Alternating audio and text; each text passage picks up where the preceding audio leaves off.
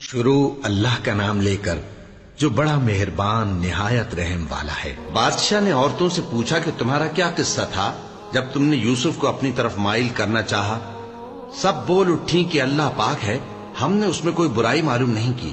عزیز کی بیوی نے کہا، اب سچی بات تو ظاہر ہو ہی گئی ہے، اصل یہ ہے کہ میں نے اس کو اپنی طرف مائل کرنا چاہا تھا اور وہ بے شک سچا ہے۔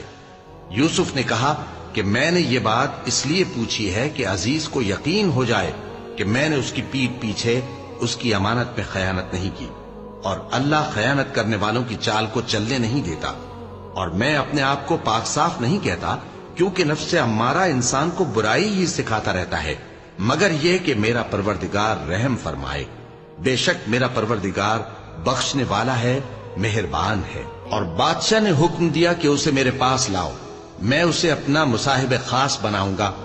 پھر جب ان سے گفتگو کی تو کہا کہ آج سے تم ہمارے ہاں صاحب منزلت ہو اور صاحب اعتبار ہو۔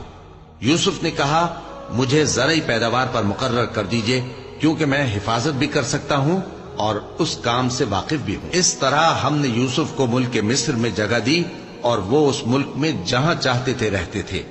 ہم اپنی رحمت جس پر چاہتے ہیں کرتے ہیں اور نیکوکاروں کے اجر کو ضائع نہیں کرتے، اور جو لوگ ایمان لائے اور ڈرتے رہے ان کے لیے آخرت کا اجر بہت بہتر ہے۔ اور یوسف کے بھائی کنعان سے مصر میں غلہ خریدنے کے لیے آئے تو یوسف کے پاس گئے، تو یوسف نے ان کو پہچان لیا اور وہ ان کو نہ پہچان سکے۔